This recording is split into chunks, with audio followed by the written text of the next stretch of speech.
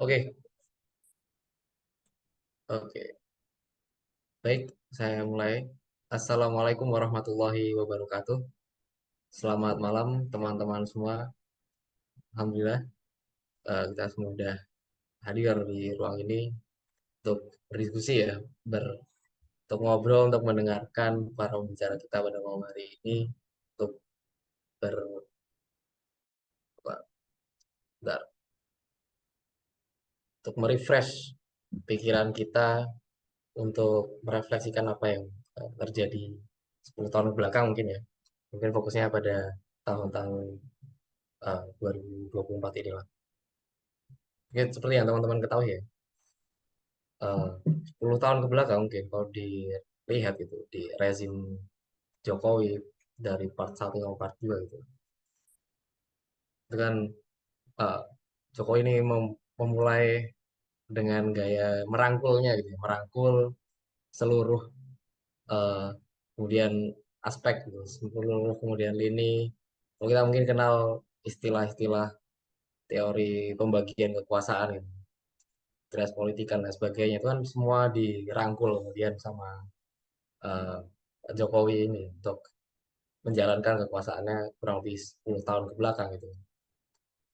Nah, belakangan ini kita lihat seluruh eh, orang yang dirangkul sama Pak Jokowi ini itu kan kemudian eh, banyak yang tersandung kasus-kasus masalah etika seperti ketua KPU, ke MK, KPK dan lain sebagainya kita rasakan sendiri dan eh, matinya oposisi ya di DPR maupun di manapun lah. Yang terakhir bahkan kelompok CSO ya seharusnya menjadi mitra kritis pemerintah gitu dari civil society, ormas gitu. Itu juga quote unquote mulai tunduk gitu ya. Tunduk setelah pembagian konsesi lahan dan sebagainya. Beragam intrik lah saya kira yang dilakukan 10 tahun belakang gitu.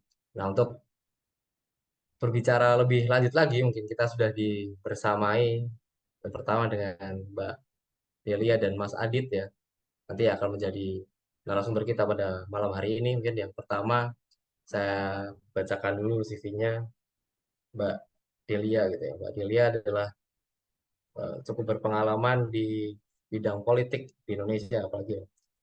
Beliau adalah seorang dosen Universitas Indonesia di Fakultas Ilmu Politik. Kemudian pernah menjadi staf Komisi 3 DPR RI, ya, lama menjadi researcher ya, menjadi researcher di Center for Political Studies Puskapol Universitas Indonesia udah 7 tahun 7 bulan saya baca link ini ya Mbak. Terus beliau ini juga seorang yang sangat inklusif gitu ya. Kutipan favoritnya adalah no voice should be left unheard, no one should be left behind, and no one should be subject to any form of exclusionary rhetoric gitu ya. Jadi sangat SDGs nih kalau dari pandangan saya. Kan tanpa berpanjang lebar Mbak, mungkin sesi pertama ini saya serahkan kepada Mbak Delia. Mbak, monggo Mbak. Oke, terima kasih Mas Sulhan. Selamat malam rekan-rekan semua. Jadi kemarin diinfokan katanya diskusi atau talk show. Jadi nanti teman-teman akan bertanya terus akan ada diskusi. Jadi saya nggak siapin materi. Eh, ada sih materi sebelumnya. Saya bicara soal tantangan demokrasi di Indonesia. Mungkin itu aja ya yang saya tampilkan karena tadinya kita akan diskusi tanya jawab gitu. Eh, Berdasarkan info yang saya dapat gitu. Tapi oke, it's okay. Terima kasih tadi, Mas Zulhan ya sudah, memperkenalkan diri gitu ya, jadi saya tidak perlu memperkenalkan diri, kembali gitu ya rekan-rekan semuanya. Eee, Basis, apa namanya, home base saya sebetulnya di Puskapol, Pusat Kajian Politik. Sehari-hari, eee, bekerja untuk beberapa isu politik demokrasi terutama di dalam konteks, politik dan gender gitu. Jadi sekarang, saya diamanahi untuk jadi koordinator, cluster riset inklusi sosial dan politik.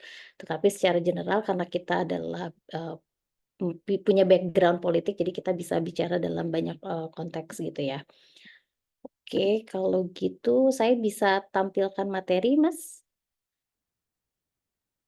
Oh boleh Mbak, bentar saya udah Ya, karena ini sistemnya jadi mungkin admin bisa dibantu. narasumber ya. Saya punya waktu berapa menit? Mungkin buat sesi pemantik kira 20 menit gitu Mbak. Oke, boleh.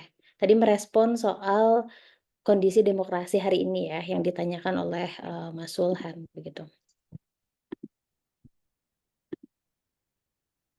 Kelihatan nggak ya?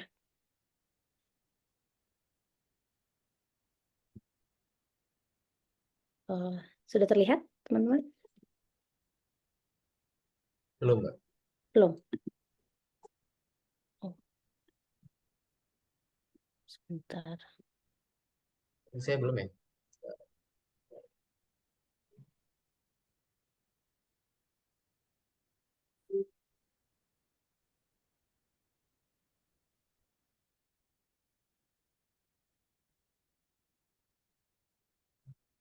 Oke, sudah Oh, terlihat ya. Mbak. Oke, eh ini soal check and balances ya, pemerintahan Jokowi gitu ke depan seperti apa gitu. Nah, teman-teman mungkin saya mau narik dulu sebetulnya ke belakang gitu ya. Sebetulnya kondisi hari ini kan tidak terlepas dari proses yang selama ini udah berjalan ya. Jadi bukan tiba-tiba Pak Jokowi ini seperti ini gitu ya. Bukan berarti juga pemerintahan Pak Jokowi hari ini bisa sedemikian rupa menjadi akumulasi kekuasaan itu ya tidak langsung jadi seperti ini gitu ya, tapi ada proses yang perlahan-lahan dibentuk gitu ya oleh eee, Pak Jokowi dan rezimnya seperti itu. Nah, saya ingin sebetulnya memulai perjalanan demokrasi Indonesia gitu ya. Ini agak jauh ke belakang gitu ya soal revolusi, saya coba skip gitu. Saya kan teman-teman sudah tahu ya basic informasi soal pergantian rezim dari rezim Orde Lama ke rezim Orde Baru dan juga ke era reformasi begitu. Oke. Nah, eee, kita kan sebetulnya dihadapkan dulu tuh di tahun 98 pada masa transisi ya menuju demokrasi gitu. Jadi ada beberapa hal yang sebetulnya menjadi basis proses demokrasi kita gitu. Mulai dari penguatan sebetulnya check and balances tadi ya, transisi amandemen Undang-Undang Dasar 1945 itu tujuannya adalah untuk menciptakan check and balances antar lembaga, eee, trias politika tadi yang disebutkan oleh Mas Sulhan gitu ya, ada lembaga legislatif, eksekutif, dan yudikatif gitu. Nah, tapi sebetulnya bagaimana kondisi hari ini gitu yang tadi ditanyakan gitu ya, nanti kita akan coba cek satu persatu gitu ya seperti apa. Lalu, dulu itu kan Mohon maaf Kak sebetulnya Lili. kenapa? Nampaknya apa screen-nya bisa di refresh atau gimana tuh? Teman-teman masih lihatnya loading gitu, PowerPoint-nya. Oh gitu. Oh gitu ya, sebentar.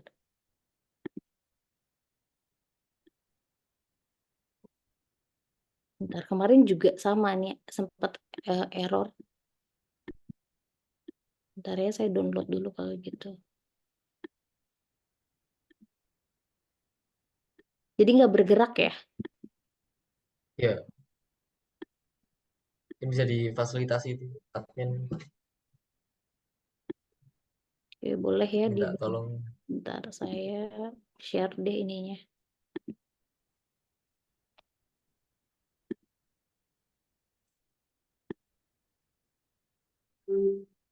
Saya kirim ya ke rekan-rekan, mohon maaf nih, ada gangguan teknis.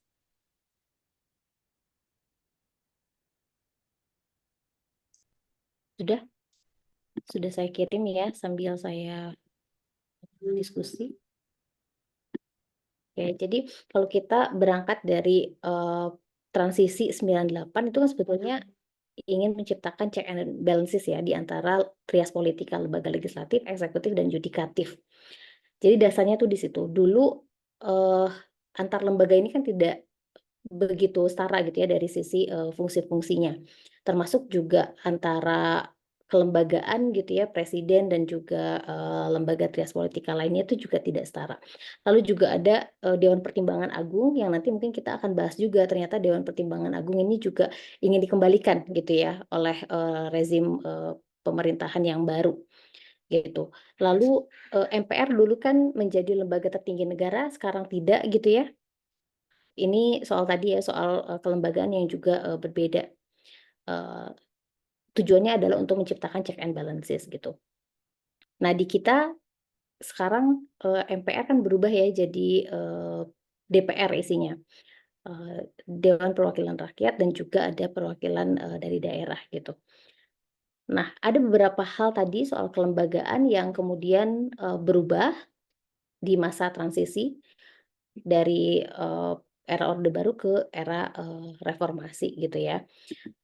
Tapi gimana hasilnya setelah 10 tahun, pemerintahan Pak Jokowi gitu ya, dan juga melewati beberapa rezim-rezim lainnya seperti Pak SBY, Pak Bu Mega gitu ya, Gus Dur dan lain sebagainya. Nah, kalau kita lihat misalnya hari ini, proses tadi, transisi demokrasi dan kita juga masih terus berproses sampai hari ini, ternyata hasilnya kan masih demokrasi cacat ya atau flawed, demokrasi. Mungkin teman-teman, sering baca riset dari The Economist Intelligence Unit gitu ya, bahwa Indonesia itu meraih skor di tahun 2022 6,71 gitu, 2023 ya sekitar segitu juga gitu ya. Jadi masih stagnan gitu ya dengan skor di tahun sebelumnya. Ada beberapa indikator sebenarnya kalau kita melihat, demokrasi di Indonesia, mulai dari pluralismenya gimana gitu ya, proses pemilihannya gimana, efektivitas, pemerintahannya gimana, partisipasi politiknya gimana, budaya politik dan kebebasan politik. Nah, tapi kita masih kategorisasinya tuh cacat, bukan, proses yang konsolidasi demokrasi. Jadi kalau tahapan-tahapannya dari transisi demokrasi kan harusnya kita consolidate ya, menjadi, negara yang demokratis gitu. Nah, tapi hari ini demokrasi kita masih dianggap, flawed gitu ya, atau demokrasi yang cacat karena masih ada beberapa skor-skor yang masih sangat rendah gitu. Termasuk juga soal, keterwakilan, perempuan, partisipasi politik gitu, itu juga masih sangat rendah sekali, begitu. Oke, nah boleh terus lanjut ke slide 17, sorry,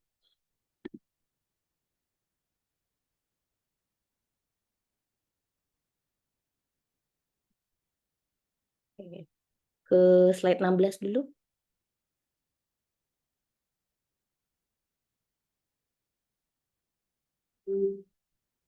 satu lagi ke belakang, ya. Ini yang tadi saya sampaikan ya, maju satu Mas. Nah ini tadi yang saya sampaikan, ini tahun 2022 ya. Eee, Nanti teman-teman bisa cek lagi untuk yang terupdate-nya, tapi masih tergolong, demokrasi yang cacat gitu. Oke, boleh kembali ke belakang 2 slide, satu lagi. Oke. Nah, sebetulnya ada beberapa tantangan ya demokrasi, hari ini teman-teman. Tadi misalnya Mas Sulhan sampaikan soal, "Oh Pak Jokowi ini merangkul," gitu. Nah apakah istilahnya merangkul atau misalnya sebetulnya, Pak Jokowi itu kalau dalam konteks politik gitu ya, keilmuan politik itu sedang melakukan yang namanya, rekayasa persetujuan gitu atau manufacturing, consent. Jadi rekayasa persetujuan di antara, banyak elit-elit politik lainnya.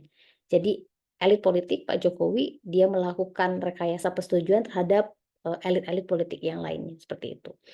Nah makanya ini menjadi, salah satu tantangan, demokrasi kita gitu ya hari ini. Boleh lanjut? Oke. Pertama adalah reorganisasi elit lama. Jadi sebetulnya kalau kita lihat misalnya, orang-orang yang ada hari ini gitu di elit-elit politik, hari ini yang punya banyak, kekuasaan, itu adalah elit lama yang sebetulnya dibesarkan oleh rezim Orde Baru, tapi mampu bertahan pada masa transisi dan mampu menyusun ulang kekuatan politik ekonomi. Dan hari ini dia mendapatkan tempat lewat rekayasa persetujuan tadi. Jadi banyak elit-elit yang kemudian mendapatkan, eee, kekuasaan kembali gitu ya, melalui, pemerintahnya Pak Jokowi. Lalu yang kedua, kita bicara soal tantangan demokrasi kita hari ini adalah, pembajakan demokrasi elektoral, gitu ya. Kemarin misalnya kita lihat bagaimana autokratik, legalisme yang, dilakukan oleh rezim, Pak Jokowi, misalnya terkait dengan otak-atik regulasi ya, otak-atik regulasi pencalonan presiden, lalu juga pilkada nanti. Ini semua sebetulnya adalah, proses-proses kalau Mbak Bibif itu selalu katakan ini secara teoretik adalah autokratif, legalisme gitu ya. Ada proses, menuju pada otoritarianisme tetapi menggunakan, cara-cara yang legal, prosedural, seperti itu. Nah, ini yang disebut dengan, pembajakan demokrasi elektoral kita, karena kan kalau kita bicara soal demokrasi itu ada 2 ya, ada demokrasi yang sifatnya prosedural dan substantif. Nah, prosedural itu lewat pemilu, karena pemilu satu-satunya cara untuk bisa masuk di dalam, posisi-posisi kekuasaan gitu ya. Kalau misalnya sekarang, demokrasi proseduralnya dibajak gitu ya, bagaimana dengan, demokrasi yang substantifnya, seperti itu.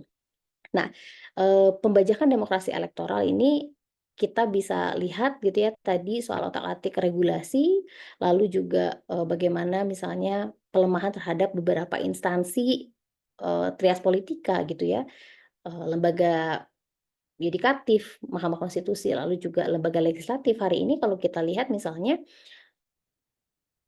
eee, koalisi yang dibangun gitu oleh pemerintahan Jokowi kan sangat besar gitu ya, sehingga minim, sekali yang namanya, oposisi. Nah, tentu kita bisa lihat juga dari hasil, perolehan pemilu 2024 kemarin untuk, masa atau periode anggota, DPR di 2024-2029 itu juga relatif sama sebetulnya, akan minim sekali, oposisi. Karena kalau kita bicara kondisi hari ini kan sebetulnya adalah melanjutkan pemerintahannya Pak Jokowi ya. Gitu, ini sama halnya dengan, ya Pak Jokowi 3 periode sebetulnya gitu ya, karena di dalamnya juga adalah, akumulasi kekuasaan-kuasaannya Pak Jokowi gitu. Dan kita tahu ada representasi putranya di situ, terus juga Pak Prabowo adalah bagian dari, lingkarannya Pak Jokowi gitu. Jadi tentu ini kita bisa ibaratkan, akan berjalan kekuasaan yang sama gitu ya dan karakteristik, elitnya juga akan sama gitu di periode, berikutnya, seperti itu. Nah ini, kalau misalnya kita bicara soal tantangan demokrasi, ada pembajakan demokrasi elektoral. Lalu yang ketiga adalah bicara soal ketimpangan ekonomi. Setiap rezim itu kan pasti punya pendekatannya masing-masing ya. Kalau kita misalnya bicara soal siapa rezim yang paling dekat dengan rakyat, nah kita mesti pertanyakan lagi rakyat yang mana, gitu. Karena rakyat itu banyak. Ada rakyat kelas menengah atas, ada rakyat kelas menengah bawah, ada rakyat yang benar-benar di bawah banget gitu. Secara ekonomi, secara pendidikan, dan lain sebagainya. Jadi, kalau misalnya kita bicara soal apakah, rezim ini punya pendekatan kepada rakyat yang mana, mungkin kita bisa lihat gitu ya dari kedekatan dia dengan, eee, apa namanya, cara-cara, kapitalis dan tentu cara-cara kapitalistik itu selalu menguntungkan, kelas menengah atas gitu ya, terutama kelas-kelas atas seperti itu. Jadi kami melihat sebetulnya nah, ini sebenarnya studi-studi yang udah dilakukan banyak orang ya, para scholars juga sudah mengatakan soal kondisi-kondisi, tantangan demokrasi di Indonesia, gitu. Ketimpangan akses sumber daya ekonomi dan pemusatan kekayaan pada elit yang mendorong, mereka untuk mempertahankan kekuatan ekonomi. Nah, ini juga terkait dengan proses pemilu yang sebenarnya, melibatkan, apa ya namanya, kekuasaan-kekuasaan ekonomi juga gitu ya, sebagai pendukung untuk masuk di dalam, politik gitu. Jadi hal-hal ini menjadi, tantangan demokrasi kita, hari ini, seperti itu. Boleh lanjut?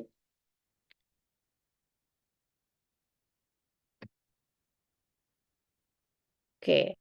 Nah, di kondisi yang lain, eee, PR kita adalah sebenarnya partai politik yang belum terinstitusionalisasi, gitu ya. Kalau misalnya partai politiknya sudah baik, sudah demokratis, tentu mereka punya ideologi, punya jalannya masing-masing gitu ya, untuk mempertahankan, apa namanya, jalannya negara ini, gitu. Tapi sayangnya memang apa namanya, partai politik di kita belum terinstitusionalisasi dengan baik. Jadi dia belum menjalankan fungsi-fungsinya dalam membangun, memperkuat, dan mengkonsolidasikan demokrasi gitu ya.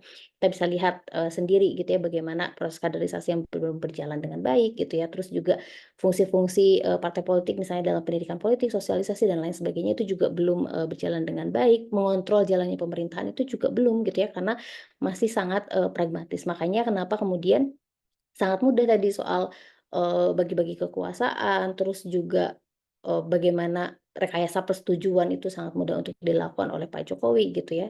Karena memang partai kita belum terinstitusionalisasi gitu, pasti basisnya pragmatisme gitu. Nah, ini juga soal masyarakat sipil. Masyarakat sipil yang terfragmentasi. Hari ini kita belum menemukan cara sebetulnya bagaimana melakukan kan check and balances bukan hanya trias politika ya, tapi juga dari masyarakat sipil. Tadi misalnya trias politika itu eksekutif, yudikatif, legislatif, termasuk di dalamnya juga ada institusi partai gitu. Nah, tapi di sisi yang lain masyarakat sipil ini juga adalah aktor yang bisa melakukan check and balances terhadap pemerintahan gitu. Nah, sayangnya hari ini kalau kita bisa lihat gitu, masyarakat sipil kita terfragmentasi teman-teman. Nggak tahu ya teman-teman mungkin merasakan atau tidak gitu ya. Kita tidak terkonsolidasi dengan isu-isu yang sangat krusial gitu. Jadi agenda masyarakat sipil ini masih beda-beda. Bahkan kalau misalnya kita lihat, bukan hanya masyarakat sipil menerima banyak tantangan misalnya soal kriminalisasi gitu ya, doxing dan lain sebagainya, mahasiswa misalnya gitu ya, BEM-BEM dan lain sebagainya itu mendapatkan kriminalisasi, aktor-aktor yang aktif bicara juga menerima hal yang sama, tetapi juga bahkan hari ini di dalam kondisi sosial media yang sangat kuat dan lain sebagainya, kita kadang-kadang bukan dibungkam oleh senjata gitu ya, kita bukan, dibungkam oleh rezim, tetapi justru dibungkam oleh masyarakat sipil lainnya. Mungkin teman-teman merasakan gitu bagaimana misalnya ketika melakukan komentar di satu postingan misalnya ya, itu berdebat di dalam satu postingan itu dengan masyarakat sipil lainnya gitu. Jadi saling membungkam kritik gitu, hanya karena misalnya ini soal faktor dukungan, soal menganggap bahwa rezim rezim pemerintah hari ini tuh sudah berjalan dengan baik gitu ya, sehingga anti kritik dan lain sebagainya gitu. Sehingga yang dilakukan bukan pembungkaman oleh aktor-aktor negara gitu ya, tetapi justru dilakukan oleh aktor-aktor masyarakat sipil gitu. Oke, boleh lanjut?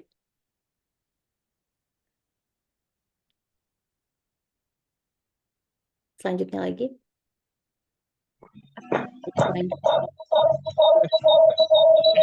Nah, jadi ini adalah diskusi yang dilakukan waktu itu di FISIP ya, bicara soal erosi demokrasi. Jadi kita bukan regresi demokrasi lagi, bukan backsliding demokrasi lagi, tapi kita udah bicara erosion gitu. Kalau erosion tuh berarti kan udah keruntuhan demokrasi gitu ya. Nah, di sini gitu ya, sebetulnya kita bisa melihat satu fenomena bahwa elit politik itu melakukan akumulasi kekuasaan dan membajak demokrasi. Ini kembali soal penekanan tadi ya, elit politik ya kita tahu gitu ya, elitnya siapa. Nah, elit politik itu berhasil sebetulnya melakukan rekayasa persetujuan tadi ya, manufacturing consent dengan narasi dia orang yang baik, dia adalah kita. Teman-teman bisa cek misalnya kalau survei tentang kepuasan, terhadap Pak Jokowi berapa persen, gitu ya, kan sangat besar sekali, persentasenya gitu. Jadi memang, Pak Jokowi berhasil sebetulnya mem-framing, eee, apa ya namanya, mem-framing, publik sehingga publik itu percaya gitu ya pada, rezim, nya Pak Jokowi gitu. Bahwa publik masih melihat Pak Jokowi secara individual adalah orang yang baik, dia merepresentasikan, masyarakat gitu ya, karena kelihatan dari, look-nya itu adalah bagian dari masyarakat gitu ya. Terus juga Pak Jokowi kan tidak pernah mengotori tangannya dengan, melakukan pembungkaman dan lain sebagainya gitu ya, selalu yang melakukan itu di luar tangannya Pak Jokowi gitu. Jadi Pak Jokowi secara individu ya baik-baik saja gitu ya, bersih gitu ya, terus juga dianggap baik, dia adalah representasi masyarakat gitu, seperti itu. Nanti teman-teman silakan untuk bisa merespon, hal-hal yang tadi, saya sampaikan gitu. Nah, berbeda sebenarnya dengan rezim sebelumnya. Rezim sebelumnya tuh Pak SBY gitu ya, yang cenderung, menekankan pada stabilitas dan keseimbangan. Misalnya waktu itu ketika ada permintaan, pilkada ya, pilkada mau dikembalikan ke pilkada tidak langsung. Nah, itu terasa sekali waktu itu Pak SBY itu mendengarkan, suara-suara publik ya. Suara-suara publik kalau di dalam demokrasi kan pasti berisik gitu ya. Nah, Pak SBY waktu itu dia bisa, membatalkan gitu ya, proses yang menggiring ke arah pilkada tidak langsung gitu sehingga, proses, pilkada masih, berlangsung secara langsung hingga hari ini gitu. Nah tapi beda nih dengan elit politik yang ada di rezim, hari ini, yang memiliki kecenderungan untuk mengabaikan suara publik gitu. Apa contohnya? Ya banyak sekali gitu, RUU KPK, suara publik sangat kencang sekali gitu ya waktu itu. Lalu juga beberapa, revisi undang-undang lainnya, misalnya dalam pembentukan, apa namanya, mmm, kodifikasi yang undang-undang sumber daya, alam gitu, lalu juga beberapa, regulasi-regulasi, yang lain gitu. Kan banyak sekali gitu ya soal misalnya kemarin, tragedi di MK gitu, itu juga sebetulnya abai terhadap, suara-suara publik. Jadi sebenarnya tantangannya hari ini adalah gimana sebetulnya menghadapi elit politik yang mampu melakukan rekayasa persetujuan tanpa harus menciptakan instrumen kekerasan seperti di era Orde Baru. Jadi kalau era Orde Baru itu pakai tank, pakai senjata untuk melakukan pembungkaman, untuk melakukan persetujuan, hari ini tanpa harus menggunakan instrumen kekuasaan, rezim atau elit-elit politik itu bisa melakukan rekayasa persetujuan gitu. Nah, tantangan kita tuh hari ini ke sana sebenarnya. Oke, boleh lanjut?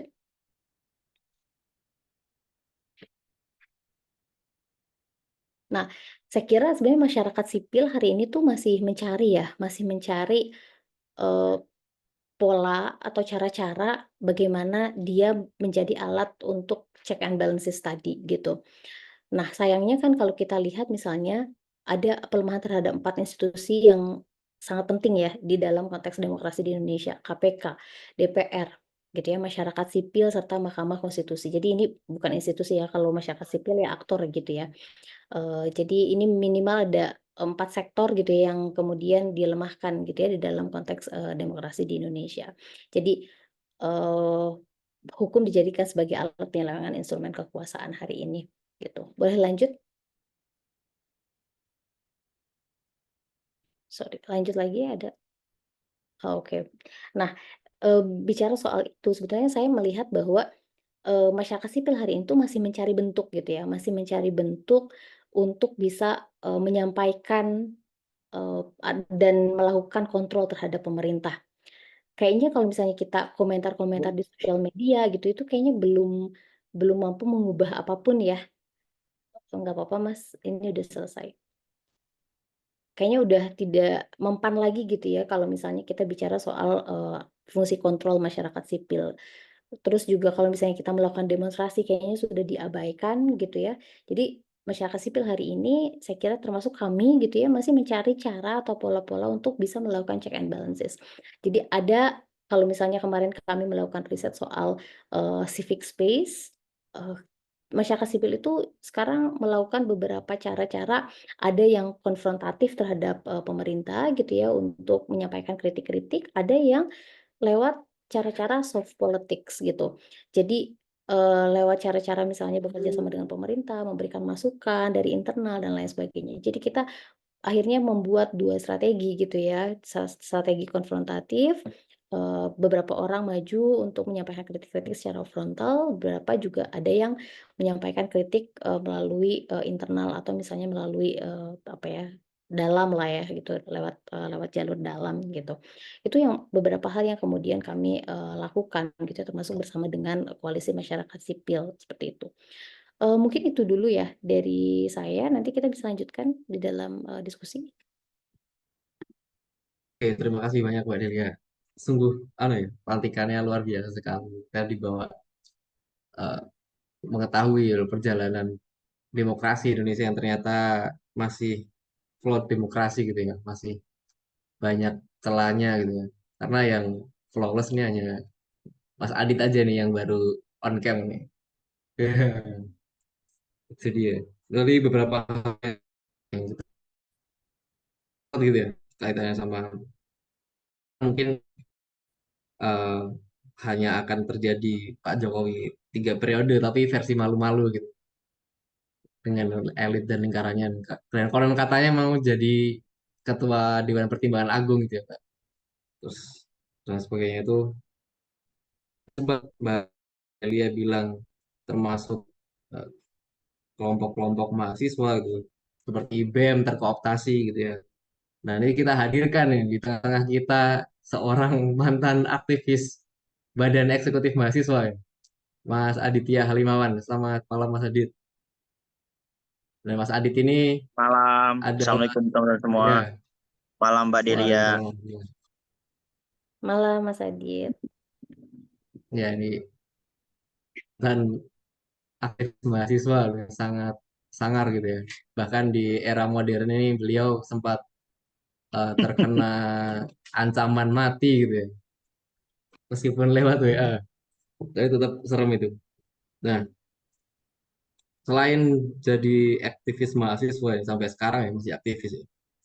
Beliau juga membentuk lembaga apa namanya? Pendidikan hukum ya, namanya Legalin dan juga Bengkel Hukum. Jadi makanya secara keilmuan tidak dapat diragukan lagi gitu ya. Sudah cukup lama dia di luar pemerintahan dan akhirnya sekarang jadi tenaga ahli gitu ya di Bappenas RI gitu. Mantap sekali. Mungkin langsung saja Mas Adit berikan kami pantikannya. Terima kasih.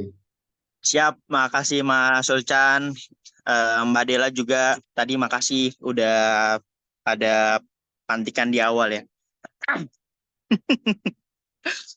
Mas Kolit ini ketua kita nih. Siap, teman-teman mungkin sebentar aja aku pengen memantik karena harapannya kan nanti lebih baik di diskusi ya. Tadi Mbak Delia juga sempat jelasin soal namanya dinamikanya lah kayak gitu tantangan demokrasi.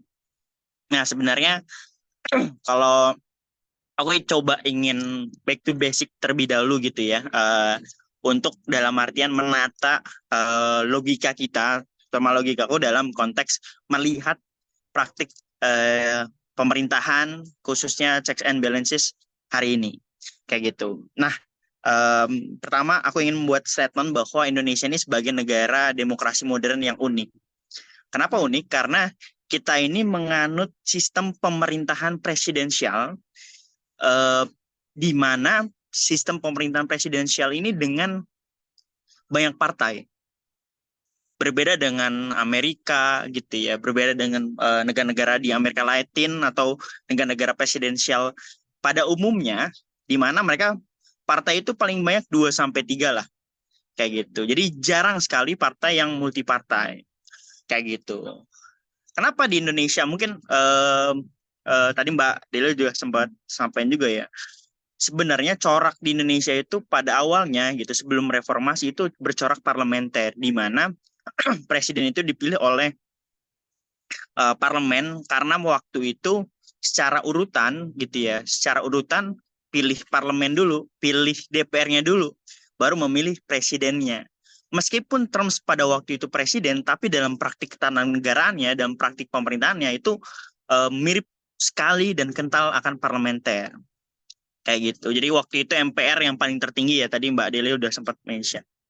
Nah, pasca reformasi itu berubah kayak gitu ya. Yang tadinya pada saat parlementer itu menganut division of power atau pembagian kekuasaan, di mana MPR waktu itu sebagai lembaga tertinggi itu membagi kekuasaannya ke presiden dan yang lain-lain lah kayak gitu. Nah, kenapa sih Indonesia bisa menganut multipartai? Karena satu sisi Indonesia ini punya keragaman gitu ya, punya banyak entitas, punya banyak ciri khas yang memang perlu direpresentasikan kayak gitu ya. Sebagai contoh, PKB yang dia mengklaim bahwa ini adalah Partai Nahdlatul Ulama, kayak gitu. PDIP yang mengklaim bahwa ini adalah partai-partai kaum-kaum nasionalis. Terus PKS yang ngeklaim bahwa ini kaum-kaum agamis gitu ya, cuman lebih ke apa namanya konservatif gitu ya. Cuman kalau PKB ini kan lebih tradisional, kurang lebih kayak gitu. Atau bahkan meskipun ada partai-partai yang nggak jelas juga ideologisnya gitu ya, dalam artian lebih cenderung kemana. Nah, Bahkan dulu ada partai komunis juga kayak gitu. Nah, itulah yang menjadikan ciri Indonesia itu sebagai disebut sebagai unik kayak gitu. Nah, hal itu yang dalam artian mengakibatkan sebagai sebab keunikan sistem check and balances di Indonesia. Di mana kita sebelumnya adalah penganut parlementer, division of power gitu ya, pembagian kekuasaan dari MPR ke presiden dan lain-lain. Setelah reformasi, kita menganut separation of power, di mana semua lembaga itu setara, gitu ya. Setara dalam artian apa ya? Eksekutif, legislatif, dan yudikatif. Nah, dalam praktiknya mereka ini punya tugas dan fungsi masing-masing. Dalam menjalankan tugas dan fungsinya, dalam sistem pemerintahan presidensial, dia nggak bisa single function, dalam artian nggak bisa berjalan sendiri. Maka dari itu, untuk menciptakan, dalam artian menjalankan fungsinya itu dengan baik, tidak korup, makanya itu muncul yang namanya checks and balances. Check and balances ini bisa banyak hal ya, bisa dalam hal budgeting, bisa dalam hal pengambilan keputusan, pengisian jabatan, dan banyak hal kayak gitu. Jadi itu fungsi checks and balances. Check and balances kan mengawasi dan menyeimbangkan, kurang lebih gitu ya, secara teori ya, kayak gitu. Nah, dalam praktiknya di Indonesia itu secara sejarah memang presiden ini meskipun pada waktu itu parlementer tapi punya posisi yang kuat. Dalam artian punya banyak fungsi lah gitu ya. Yang meskipun pada saat zaman Soeharto sebelum reformasi itu bisa diberhentikan kapan saja. Kayak gitu. Bisa diturunkan kapan saja. Nah, ini yang jadi perbedaan setelah reformasi, di mana presiden itu punya dalam artian punya masa jabatan yang pasti, punya limitation of power, yaitu selama dari jangka waktunya 5 tahun, kemudian selama 2 kali, kayak gitu kan. Nah, itu yang membuat presiden itu punya fixed term. Jadi dia stabilitas dalam menjalankan pemerintahannya itu ya selama waktu itu. Kayak gitu. Nah, itu dalam konteks faktor hukumnya gitu ya. Nah, dalam konteks faktor politik, parlemen sebelum reformasi gitu ya, itu punya kedudukan yang kuat dalam hal mengawasi presiden. Berbeda dengan setelah reformasi di mana parlemen itu setara sama presiden. Nah, dalam hal ini ketika menjalankan pemerintahan pasca reformasi, presiden ini perlu mendapat dukungan dari parlemen. Kenapa? Karena untuk menghindari adanya divided government, pemerintahan yang terbelah, gitu kan. Banyak pemerintahan yang terbelah ini ya deadlock soal usulan-usulan kebijakan, pembangunan cenderung nggak stabil gitu ya, terhambat. Dan itu dalam konteks hubungan eksekutif dan legislatif. Nah, meskipun sifatnya setara antara presiden dengan DPR atau parlemen, presiden ini dalam konstitusi di Indonesia itu dia punya fungsi yang kuat. Dia punya fungsi legislasi, dia punya fungsi eksekutif, gitu kan. Dia juga punya fungsi sebagai kepala negara, panglima tertinggi. Jadi itu mencirikan dan sesuai dengan teori bahwa dalam konteks sistem pemerintahan presidensial, presiden ini sebagai lembaga terkuat. Kalau bicara soal tertinggi, enggak. Gitu ya, sama setara dan terkuat. Maka dari itu konteksnya kondisi hari ini gitu. Misalnya ya di zaman Pak Jokowi hari ini sangat lumrah meminta atau mengkonsolidasikan kekuasaan di parlemen, dukungan di parlemen, yang padahal sebetulnya cukup 50% plus 1 itu udah bisa menjalankan pemerintahan dan itu cenderung sehat kayak gitu. Nah, kalau kita lihat, jadi Pak Denny Indrayana itu pernah menjelaskan 3 kondisi checks and balances hubungan antara eksekutif dan legislatif gitu. Yang pertama, itu ada presidensial gitu ya. Presiden spasi sial gitu. Presiden spasial ini adalah ketika presiden dalam konteks hubungan dengan legislatif, dia itu tidak didukung oleh mayoritas atau secara cukup oleh parlemen. Sehingga checks and balances-nya gitu ya, pengawasan dari DPR itu cenderung sangat ketat. Sehingga kebijakan-kebijakan yang diusulkan yang akan dieksekusi oleh presiden itu cenderung terhambat. Jadi riskan untuk deadlock lah, kayak gitu. Nah, ini sebagai presidensial gitu kan. Nah, sedangkan yang kedua adalah presiden sialan gitu ya. Dia sebutnya sebagai presiden sialan gitu. Nah, ini adalah kondisi di mana presiden itu didukung oleh mayoritas dominan di parlemen. Let's say pemerintahan Pak Jokowi hari ini. Kayak gitu. Nah,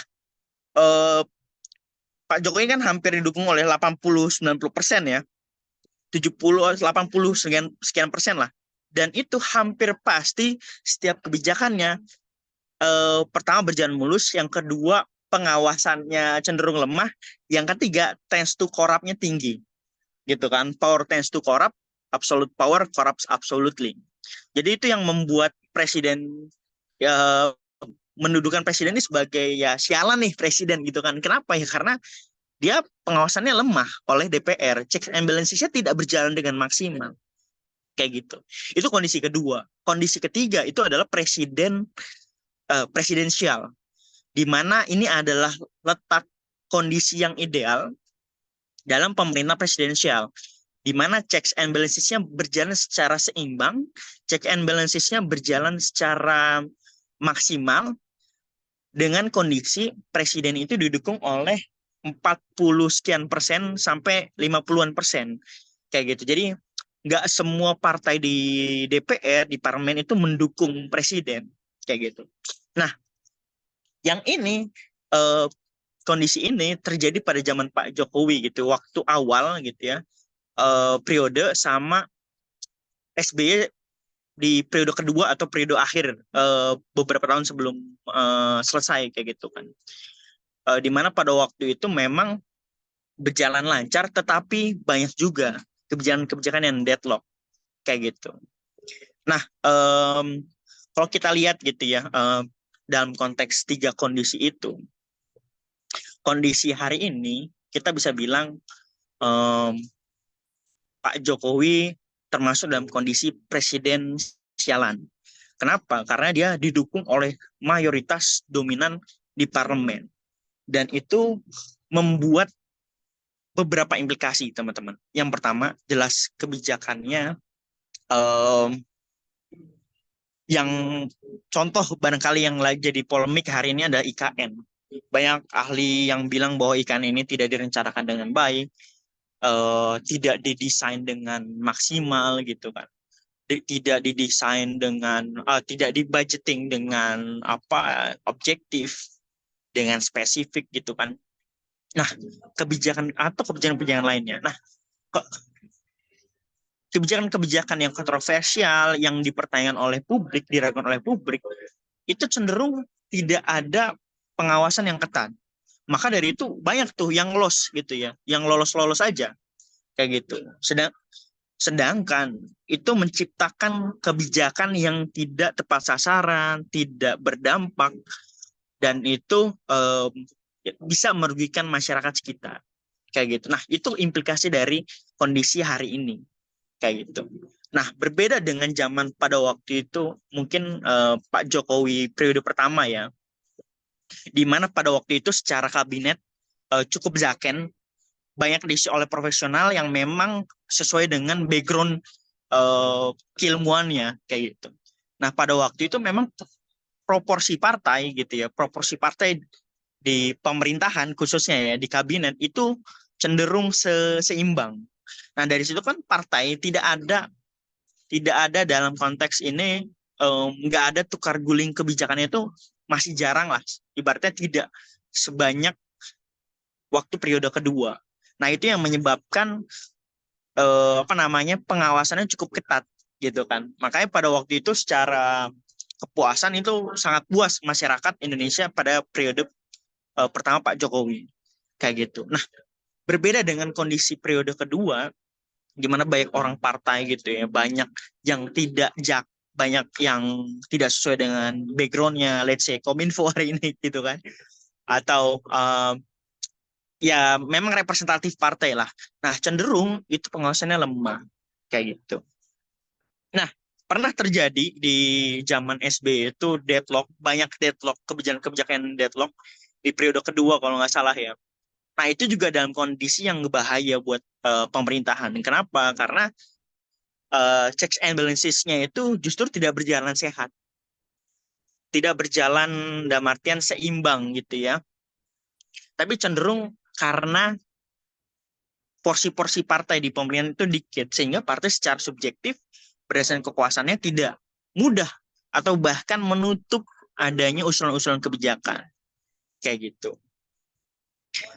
Nah, lagi ya. Nah, barangkali kalau kita ngelihat hari ini ya, bicara soal check and balance sih, sebenarnya dalam konteks negara kesatuan, yang dia punya pemerintahan level 2 atau tingkat kedua di pemerintah daerah, itu apa ya, check and balances itu nggak hanya, meskipun dalam konteks negara kesatuan ya, itu sebagai bentuk part of pemerintah pusat, tetapi sebetulnya pemerintah daerah itu bisa loh dengan otonominya mengontrol pemerintah pusat. Let's say gitu ya, dalam konteks kebijakan di pusat yang tidak sesuai dengan karakter dan apa ya, nilai-nilai yang ada di daerah. Nah, daerah itu bisa menafsirkannya sendiri gitu ya. Daerah bisa dengan otonominya dia bisa membuat kebijakannya sendiri kayak gitu. Nah, itu terjadi sebelum adanya pemilihan umum secara serentak. Pemilu serentak 2024 sama 2019 mungkin ya. Mungkin yang lebih spesifik 2024 gitu ya. Kenapa? Karena pemilu serentak 2024 berusaha untuk menyeragamkan, ini kaitannya sama keterpilihan Prabowo Gibran hari ini. Pemilu 2024 didesain supaya itu berdasarkan putusan MK memang. Jadi MK itu dalam putusannya 2019 itu memberikan 5 alternatif pemilu serentak. Itu dan didafsirkan oleh DPR dan Presiden 2024 ini adalah pemilu serentak yang ideal gitu. Kenapa? Karena berusaha untuk melinearkan, mensinergiskan pembangunan dan hubungan antara pemerintah pusat dengan pemerintah daerah. Karena pada waktu itu sebelum pemilu gitu ya 2024, let's say 2019 dan sebelumnya gitu, kan nggak linear tuh dengan rencana pembangunan antara pemerintah pusat dan pemerintah daerah. Jadi banyak pemerintah daerah yang dinilai oleh pemerintah pusat tuh nggak nurut, baik secara politik maupun secara kebijakan kayak gitu. Makanya dalam artian konteksnya hubungan pusat dan daerah gitu ya, bukan lagi hubungan eksekutif legislatif nih ya di tingkat pusat. Jadi dalam kebijakan dalam pusat dan daerah, sebenarnya pemerintah daerah itu punya kewenangan untuk menilai gitu ya, secara otonomi ketika ada kebijakan-kebijakan pusat yang ngawur atau nggak sesuai dengan daerahnya spesifik, itu bisa ditafsirkan berbeda kayak gitu. Cuman akibat pemilu serentak hari ini, mau nggak mau pemerintah daerah tuh mesti comply gitu ya, mesti comply ke pemerintah pusat dengan adanya penyeragaman rencana pembangunan, dengan adanya kronologis atau rentan waktu pusat dulu yang dipilih baru daerah kayak gitu. Saya ambil contoh kecil, contoh hari ini yang masih jadi polemik, let's say DKI Jakarta gitu ya. DKI Jakarta kan secara politik ini adalah epicentrum pilkada di Indonesia gitu ya. Nah, menurut pemerintah pusat, let's say pemerintahan terpilih Prabowo dan Gibran, pilkada di DKI Jakarta ini adalah pilkada yang penting, pilkada yang mahal gitu ya, pilkada yang jadi sorotan publik gitu. Nah, secara kontra dari POV yang let's say perhitungan politik gitu ya. Ketika Pilkada DKI Jakarta tidak dikuasai atau tidak diisi oleh apa namanya, tidak diisi oleh apa ya, orangnya pusat gitu ya, berdasarkan dekengan pusat gitu ya, cenderung pemerintahan DKI Jakarta itu bisa dapat menimbulkan ketidakseimbangan gitu ya. Kita ketidakseimbangan hubungan antara pemerintah pusat dan pemerintah daerah. Kenapa secara politik DKI Jakarta, sorry DKJ ini kuat kayak gitu, kayak gitu. Dan dari situlah itu pun terjadi di daerah-daerah lain yang mana berusaha untuk mengkonsolidasikan gitu, mengkonsolidasikan pembangunan, mengkondisikan setiap daerah, berusaha untuk menciptakan apa ya, dalam artian kesatuan gitu ya. Tapi di sisi lain dalam konteks checks and balances antara pusat dan daerah gitu ya, itu ketika pusat ini akibatnya ya, implikasinya ketika pusat punya kebijakan yang ngawur, lesnya merugikan masyarakat, itu akan berdampak ke level daerah kayak gitu, sampai ke level sampai warga di daerah tersebut, yang mana konstituennya itu lebih kepada kebijakan-kebijakannya, konstituennya itu lebih kepada pemerintah daerah. Sebagai closing barangkali, bukan closing, maksudnya sebagai konklusi awal gitu ya. Jadi bicara soal check and balances gitu, itu tidak hanya terjadi di apa namanya pemerintah pusat dan DPR RI atau parlemen di pusat dengan presiden, tapi juga dengan presiden, pemerintah pusat dengan pemerintah daerah. Kondisi hari ini itu kondisi yang kalau kata Prof. Denny Indrayana itu kondisi yang presidensialan. Dan saya membaca dalam pemerintahan ke depan itu terjadi lagi kayak gitu, sehingga check and balance-nya tidak berjalan secara maksimal. Akibatnya apa? Banyak kebijakan-kebijakan yang nggak baik, kebijakan-kebijakan yang cenderung korup, kebijakan-kebijakan yang tidak tepat sasaran dan berdampak, itu bisa sangat mudah digolkan oleh DPR, oleh parlemen, gitu. Dan dalam konteks hubungan pusat dan daerah, bisa merugikan, apa ya, dalam artian bisa mengurangi otonomi pemerintah daerah kayak gitu, untuk mewujudkan kebijakan-kebijakan daerah yang sesuai dengan karakter dan nilai dari daerahnya masing-masing. Nah, menurut teman-teman gimana nih? Mungkin barangkali itu Mas Suljan dan teman-teman. Terima kasih banyak. Demikian, barangkali ada yang perlu diluruskan, silahkan kita open to discuss. Terima kasih banyak. Assalamualaikum. Terima kasih Mas Adi atas pencerahannya dan pelantikan diskusinya. Cukup ini ya, berapi-api ya. Meskipun sekarang sudah di dalam ini tetap berapi-api luar biasa sekali. Tapi saya minta tolong nanti Mas yang jadi admin untuk dipotong ya waktu Adit bilang Jokowi sialan gitu, dipotong lah, tolonglah. Kasihan ini.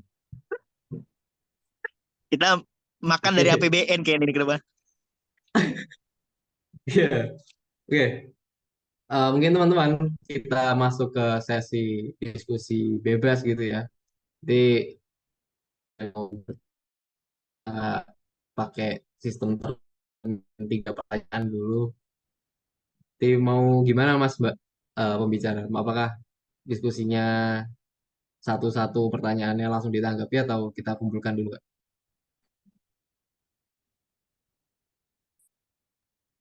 Boleh, terserah aja, Mas. Oke, gitu kumpulin dulu ya tiga pertanyaan setiap termin nanti mungkin sampai jam 9 gitu ya, panjang juga nih. Oke, monggo teman-teman kalau ada yang harus ada sih yang mau bertanya silahkan ditanyakan untuk diskusi mungkin yang belum sempat tersentuh ya sama pemantik nanti bisa ditanyakan atau mungkin ada hal-hal yang apa ya yang menjadi kegusaran masyarakat ini jadi ditanyakan terlebih dahulu gitu. Monggo teman-teman. Oh enggak, saya buka sama satu pertanyaan nih, mungkin Mas dan Mbak sekalian. Oh ya, nggak harus bertanya ya teman-teman. Kalau mau memberi statement atau mau menjadi pembicara ketiga juga boleh sih. Itu. Oke, kalau saya buka dengan satu pertanyaan lagi nih, Mbak dan Mas. Eh, Tadi kan segala macam bentuk udah dilakukan gitu ya. Dan ini memperkuat bahwa apa yang terjadi ini, kalau kata Gen Alpha ini kan toxic banget gitu ya. Eh, Presiden kita saat ini kan terus di awal-awal tuh melakukan love bombing gitu ya. Love bombing ke masyarakat, lawa ye kasih ini kasih itu, dipeluk seerat-eratnya sampai nggak bisa nafas gitu kan. Lama-lama kan toxic juga ya apa yang dilakukan elit kita saat ini gitu.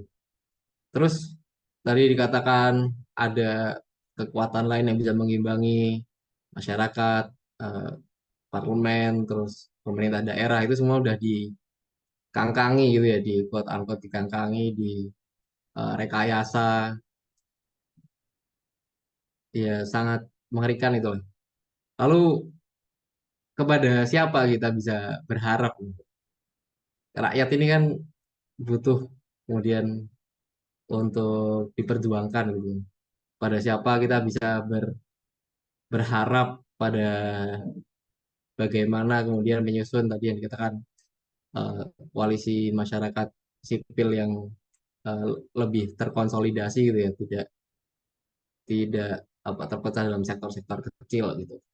Mungkin itu pantikan pertanyaan saya gitu ya. Mungkin bisa dijawab, siapa yang mau menanggapi terlebih dahulu, dipersilahkan Mbak Thomas. Mungkin dari Mbak Delia dulu sih. Udah siap sekali kayaknya.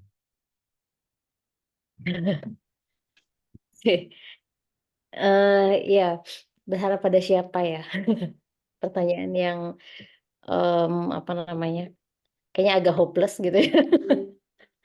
Melihat situasi politik hari ini, tapi tentu nggak boleh putus harapan ya.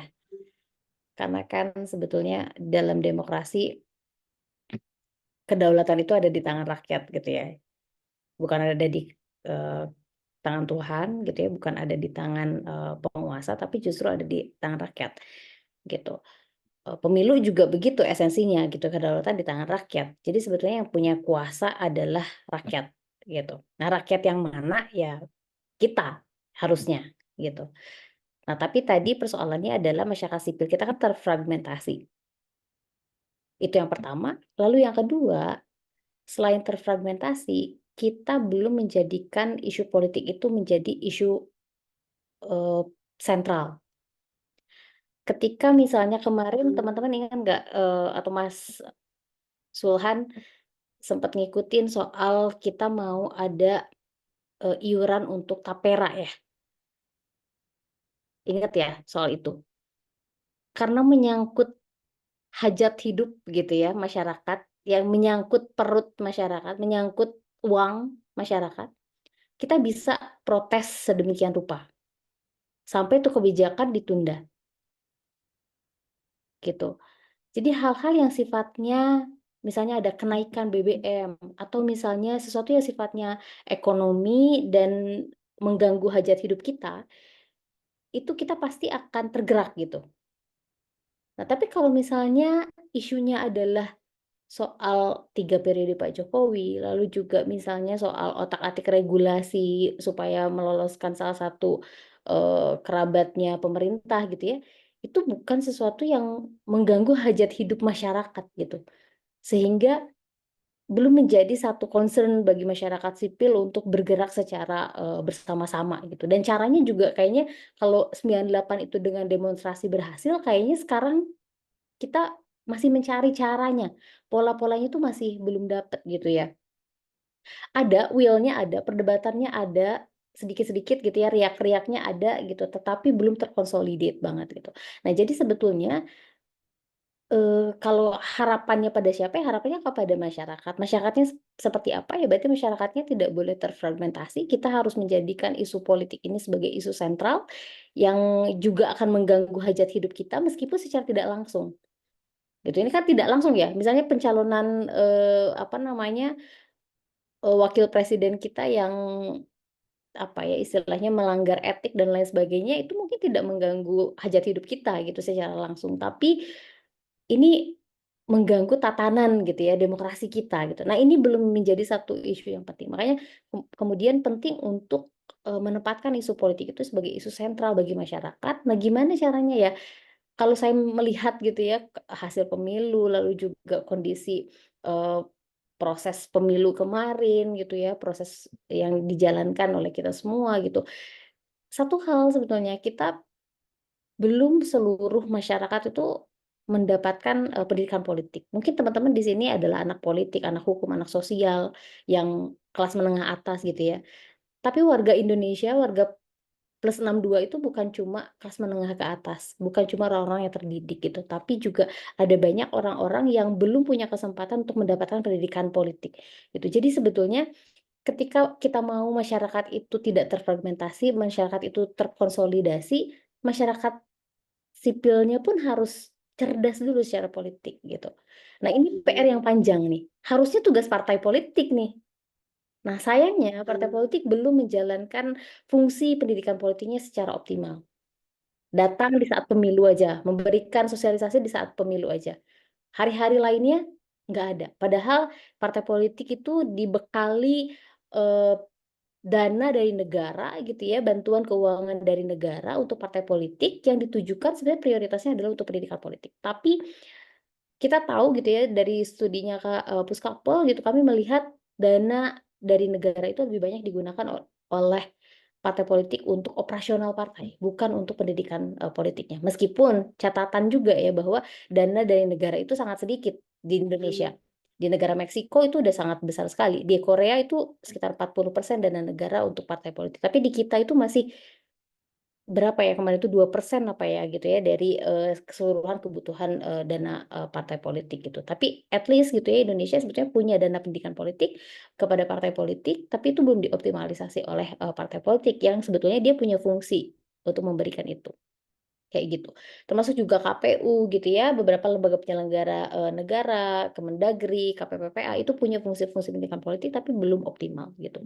Jadi di situ harapannya menurut saya ya Mas Sulhan. Karena kalau kita berharap pada elit, elit tuh punya kepentingan yang berbeda gitu ya. Kalau dengan saya gitu ya, dengan saya dan mungkin dengan masyarakat yang lain gitu.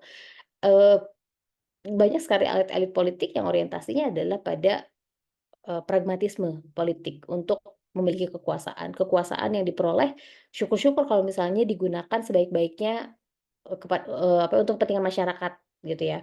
Tetapi kan tidak demikian gitu. Kita lihat misalnya studi dari teman-teman ICW, siapa sih yang banyak masuk ke dalam apa namanya parlemen kita hari ini gitu ya, dinasti politik. Lalu setelah dinasti politik backgroundnya apa? Pengusaha gitu dan petahana adalah anggota DPR yang periode sebelumnya menjabat gitu dan kebanyakan dari mereka adalah pengusaha gitu. Jadi apakah sebetulnya dari sejak awal ini mereka masuk dalam lingkaran kekuasaan untuk bisa mensejahterakan rakyat atau sebetulnya mau mengkooptasi akses terhadap sumber daya gitu. Nah, kita jadi kalau misalnya berharap pada elit kayaknya agak berat karena elit itu kan sebagaimana piramida gitu ya, elit itu semakin kecil sebetulnya. Yang besar itu kan ada di masyarakat gitu. Jadi kalau saya bisa berharap ya kita berharap pada kekuatan masyarakat sipil gitu karena sejatinya ya kedaulatan itu ada di tangan rakyat tapi kedaulatan di tangan rakyat itu harus dibantu dengan pendidikan politik yang juga memadai kayak gitu mungkin itu Mas Sulhan opini saya ya. Terima kasih, Mbak. Memang masyarakat ini harus cerdas, Mbak. Oh, yang 58 kemarin cerdas, Mbak, kira-kira. Oke, mungkin langsung ke tanggapannya mohon Mas Adit. Nanti habis ini kita lanjut ke pertanyaan Mas Tevi ya sudah raise hand. Kita tunggu jawaban Mas Adit dulu. Oke, Monggo Mas Adit. tes. Suaraku udah jelas, Pak? Ya, bagus. Oke, siap. Sebenarnya gini sih, kalau bicara soal berharap, oke, people power gitu ya, kekuatan masa, kekuatan rakyat kayak gitu kan. Dan memang setiap, kalau kita lihat ya, em, dalam siklus perubahan itu kan ada yang evolusi, ada yang revolusi gitu. Kalau kita lihat momentum 45, 65, 98 itu kan momentum revolusi yang mana perubahan terjadi secara cepat kayak gitu kan.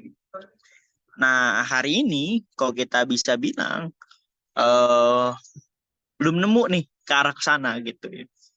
Belum ada nih kalau ini sependek bacaan saya, belum ada ke arah sana kayak gitu. Nah, meskipun secara umur tahun memang menurut saya bukan mewajarkan praktik ini ya, oligarki, praktik non etis dan sebagainya. Tapi memang secara umur memang Indonesia nih masih seperempat kali ya, seperempat atau seberapanya US atau bahkan negara-negara lain. Meskipun secara instrumen demokrasi udah cukup maju. Instrumen ya, kita nggak bicara soal kualitas instrumennya. Kayak itu. Nah, dari semua itu sebetulnya faktor besarnya ada di institusi. Gitu, faktor besarnya ada di institusi. Kenapa? Karena institusi ini yang memang diisi oleh orang-orang yang bisa dibilang kalau kualitas pengetahuan mungkin oke gitu ya. Dalam artian, cuman mungkin kesadaran bernegara ini yang mungkin masih rendah. Kayak gitu. Nah, saya punya dua isu. Mungkin yang bisa saya berpikir sebagai pintu gitu ya, sebagai penyebab dari banyak faktor kayak gitu.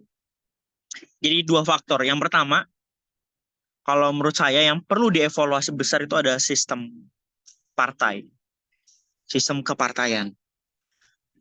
Kenapa sistem kepartaian? Karena pertama, di pasal 6 Undang-Undang Dasar Konstitusi kita bicara soal persyaratan presiden itu diusung oleh partai politik atau gabungan partai politik. Dari situ mengakibatkan bahwa tidak ada seorang calon presiden pun yang dapat diusung oleh non partai, gitu kan? Which berarti kan harus dari partai politik kan, kayak gitu. Sedangkan presiden di Indonesia itu powernya kuat, cukup kuat, kayak gitu. Meskipun ada ada check and balance, separation of power, tapi dalam konteks fungsi kepala negara dan kepala pemerintahan, presiden itu masih sangat kuat hari ini.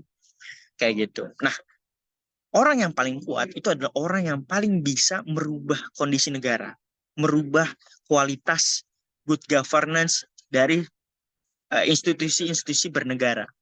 Kayak gitu. Nah, hulunya ada di partai politik. Jadi, saya pengen usul gitu ya. Pertama itu jelas, sistem kepartaian. Sistem kepartaian ini ada banyak, dari sistem rekrutmen, kemudian ada sistem kaderisasinya, sistem pengawasan terhadap partainya dan semacamnya, kayak gitu. Nah, itu satu sistem internal gitu ya. Yang kedua, soal budgeting politik. Ini nggak sempit di parpol ya.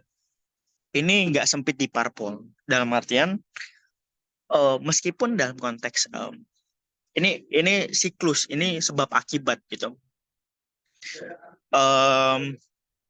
Pintu dari banyaknya korupsi di Indonesia itu adalah, kan korupsi itu kan by needs, by greed. Yang ketiga tuh by system. Need ini karena kebutuhan, greed ini karena kerakusan, yang ketiga tuh karena sistem. Nah, most of all itu disebabkan salah satu faktor besarnya adalah pendanaan politik. Ini yang sependek saya baca ya. Pencalonan pilkada, pencalonan legislatif, itu kan mereka keluar hampir pasti gitu ya. Hampir pasti ini saya nggak bicara data ya. Orang-orang yang saya temui gitu, entah dia yang membantu atau dia yang maju, orang yang keluar uang aja belum tentu menang, apalagi orang yang nggak keluar uang buat serangan fajar dan semacamnya. Nah, itu sebagai contoh penyebab kenapa pendanaan politik itu sangat penting di Indonesia kayak gitu. Ketika ada tesis, ketika ada pendapat yang bilang bahwa oh, wah, apaan orang udah korup, orang udah apa namanya banyak ngambil uang, ngapain disupport? Justru itu. Jadi pendanaan politik ini dikuatkan sistem pengawasannya juga. Even pekerja-pekerja politik kayak misalnya ini mungkin saya ngeliat banyak pekerja-pekerja politik ya. Nah itu diinstitusionalkan, itu dibiayai oleh negara gitu. Jadi by needs-nya udah ketutup gitu kan.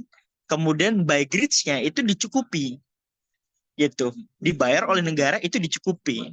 Yang ketiga itu by system. Sistemnya apa? Sistem pengawasan aktivitas politik gitu. Jadi secara sistemnya juga baik, secara kebutuhan juga udah tercukupi gitu kan. Secara grids ya dia nggak bisa gitu kan. Gitu. Nah, jadi itu dua hal. Pertama soal sistem kepartaian, yang kedua pendanaan politik.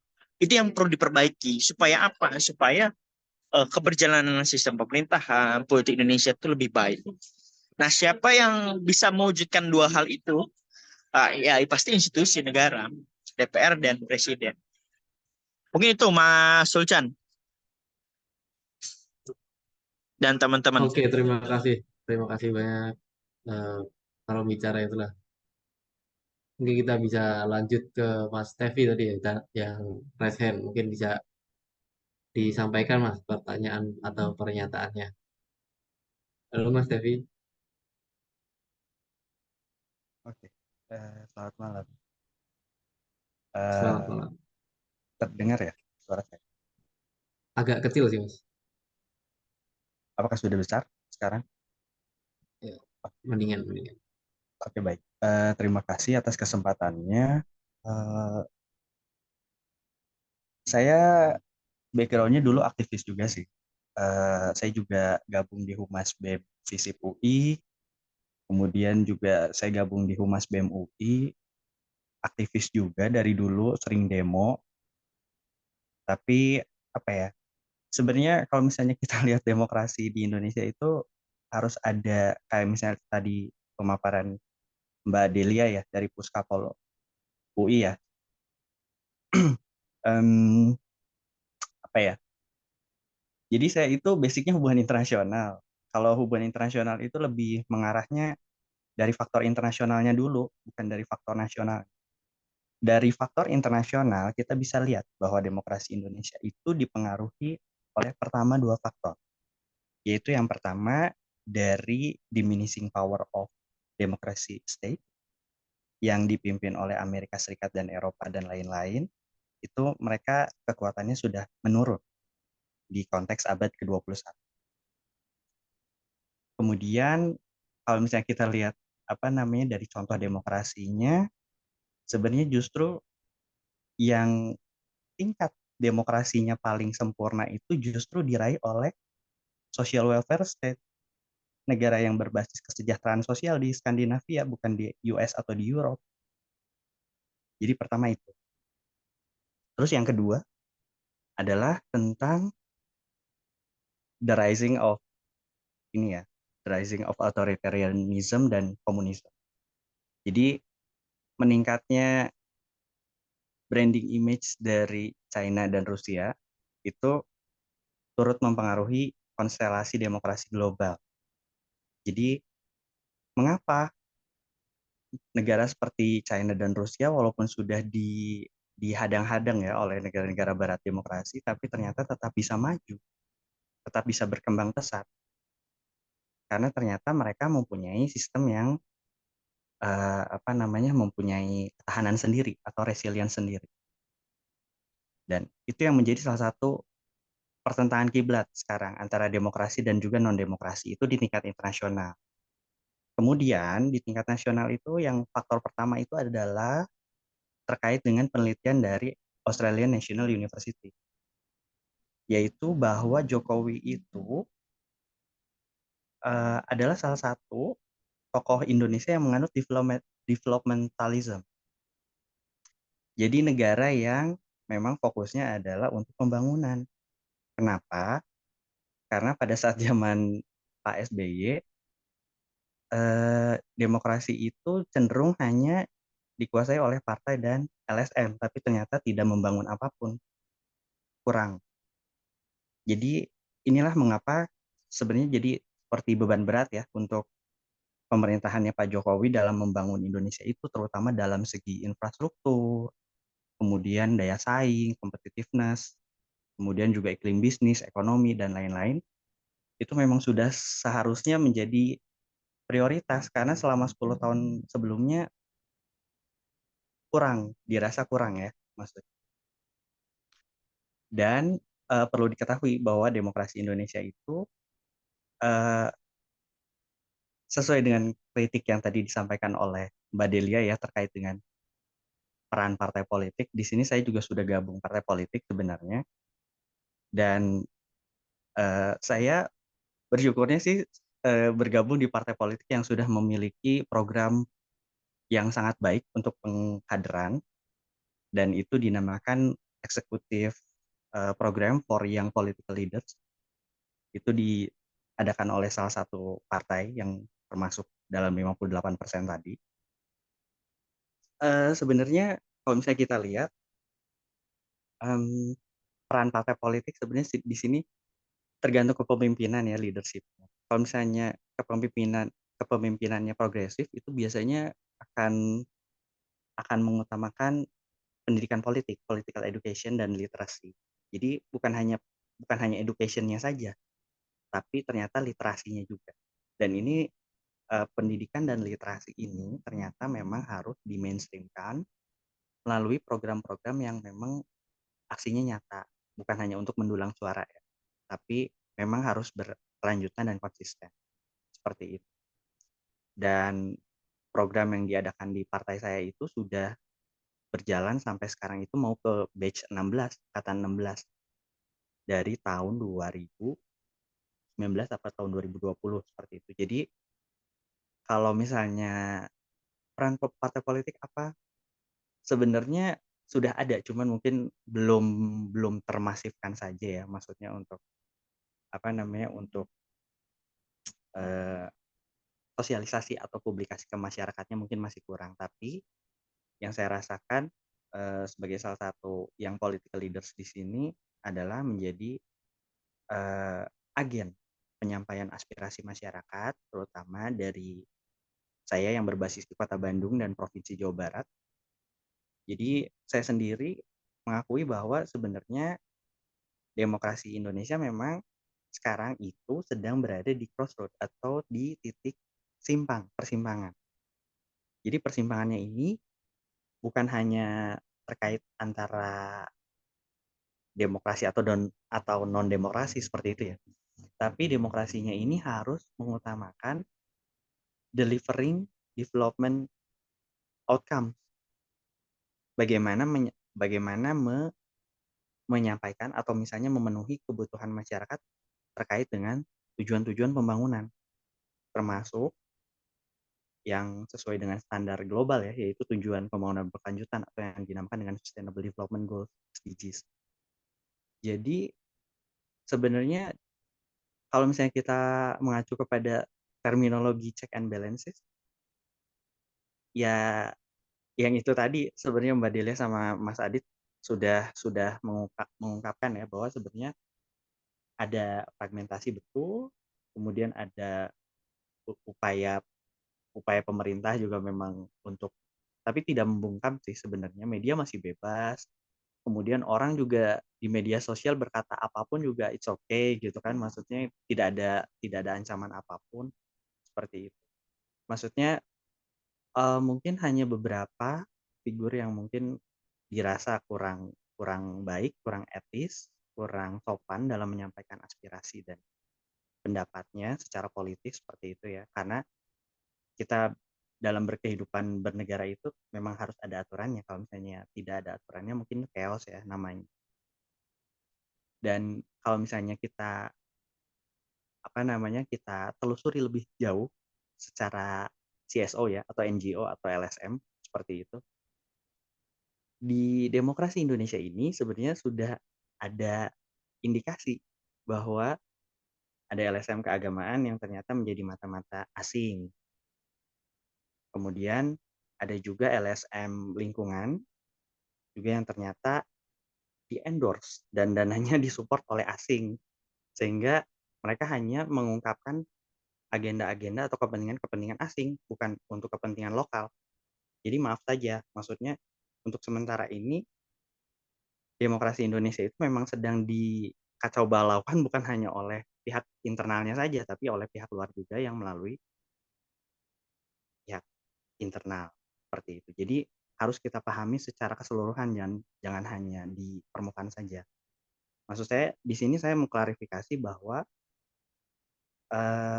ada kata-kata yang kurang serg ya buat saya. Maksudnya ada kata-kata di media sosial mengungkapkan kalau misalnya ada beberapa kebijakan yang tidak baik, kemudian dilemparkan dengan bagaimana tanggapan 58% atau apakah 58% ini bodoh semua atau tolol semua atau dan lain-lain seperti itu ya. Maksudnya ada kata-kata yang kenapa ya? Maksudnya ini demokrasi Indonesia sudah tidak santun sama sekali bahkan. Maksudnya untuk ukuran kontestasi demokrasi yang seharusnya memang kita semua belajar dewasa berpolitik ya. Ini seharusnya kan memang harus harus bisa menerima keputusan itu. Kemudian yang tadi terkait dengan misalnya Menkominfo, background-nya itu dia ilmu komunikasi, FISIP UI. Jadi sebenarnya ada kaitannya juga dengan Menkominfo. Cuman mungkin karena sekarang Menkominfo itu seharusnya memang basicnya di IT. Karena IT itu memang lebih dominan sekarang dibanding communication. Atau mungkin bisa diusulkan untuk dibedakan antara Menteri Komunikasi dan Menteri Teknologi Informasi, karena memang sekarang tuh makin dimensinya itu semakin broad ya, semakin luas. Seperti itu. Jadi itu saja mungkin Mas Sulhan tanggapan saya terkait dengan diskusi malam ini. Terima kasih. Ya, terima kasih banyak Mas Tevi atas tanggapannya. Mengenai kata-kata yang tidak mengenakan tadi saya mohon maaf saya yang bilang tadi ya. Toh hikmahnya kalau jadi Mas Tevi harus speak up gitu, jadi kita dapat perspektif baru kemudian. Oke, lanjut untuk sudah ada yang raise kayaknya Mas Fatur, monggo dipersilahkan. Tadi karena tidak ada Aja dulu kali ya. pertanyaan ya, saya rasa, atau mau ditanggapi dulu Mbak? Iya, kayaknya ditanggapi dulu deh biar enggak loose nanti. Oke, Aku terima buka kasih. lagi apa namanya. Boleh Mas Adit mau mulai dulu? Mbak Adelia dulu aja nggak apa-apa, Mbak. Oke. Tadi Mas Tevi ya? Mas, selamat malam, Mas Tevi. Terima kasih untuk responnya. Ada beberapa hal yang memang perlu kita diskusikan ya. Pertama soal tadi Mas Tevi itu ikut program yang Executive Education for Young Political Leader, ya? Ya, betul. Itu kayaknya udah terbuka ya, dan setahu saya Golkar yang menyelenggarakan ya? Betul. Oke. Nah, ini soal pendidikan politik. Sederhana saja sebetulnya. Nanti tolong disampaikan ke rekan-rekan di Golkar. Ini soal pendidikan politik ya. Yang namanya misalnya proses pemilu misal.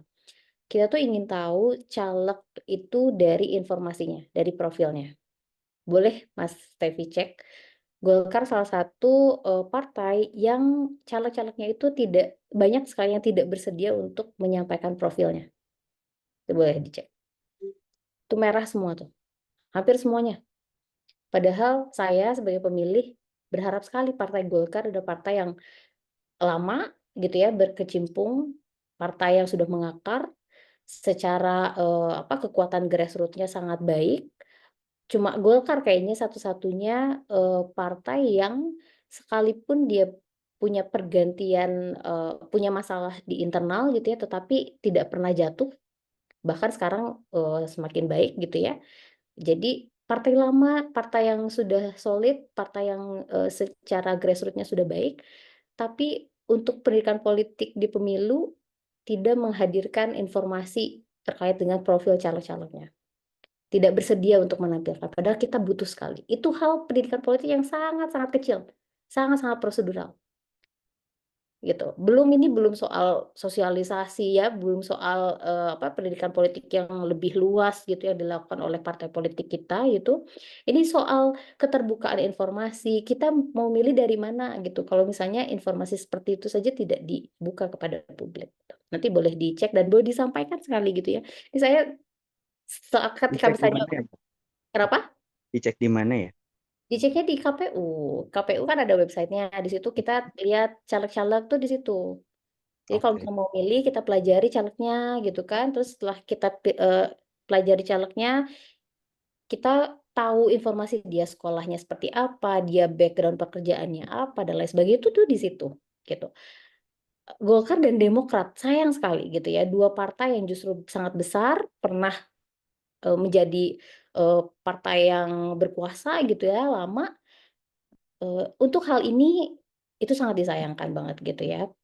Itu hal kecil soal pendidikan politik, Mas. Jadi betul bahwa, partai politik sudah banyak melakukan, pendidikan politik ya, banyak juga partai politik yang sudah punya sekolah untuk kadernya, saya tahu gitu ya, beberapa partai yang besar juga sudah ada itu, tapi tidak cukup di internal gitu ya, tapi juga harus diberikan kepada, masyarakat yang lebih luas. Ini juga saya bukan cuman, kenal ke salah satu partai, tapi juga melakukan penelitian ke beberapa partai-partai lain gitu, dan kecenderungannya memang kerja-kerja di partai politik lebih ke, kerja-kerja yang sifatnya, intensifnya tuh di tahun-tahun pemilu gitu ya, sedangkan di tahun-tahun yang lain makanya kenapa ini soal isu perempuan misalnya, itu partai politik mengeluhkan, "Nggak banyak perempuan yang mau masuk dalam politik." Iya, karena dicarinya cuma jelang-jelang pemilu gitu. Hari-hari biasanya nggak dilakukan proses rekrutmen, kaderisasi, penguatan organisasi sayap, dan lain sebagainya gitu. Itu PR dan itu, berdasarkan, hasil penelitian kami gitu ya, itu soal pendidikan politik, hal pertama. Tapi kita bisa, ini kan untuk pengembangan ya, untuk pengembangan institusi demokrasi karena tentu partai politik adalah institusi yang harusnya paling demokratis karena di banyak negara demokrasi hampir tidak ada yang tidak punya, partai politik gitu. Negara-negara demokrasi pasti punya, partai politik dan partai politik harus menjadi salah satu institusi yang paling demokratis gitu. Dia yang harus jadi pelopor gitu ya, karena dia ada di dalam, negara demokratis. Oke, lalu yang kedua ini bicara soal, tadi ya, demokrasi hari ini tuh memang betul, bahwa Amerika sendiri tuh punya persoalan gitu ya, padahal dia adalah nenek moyangnya negara demokrasi gitu.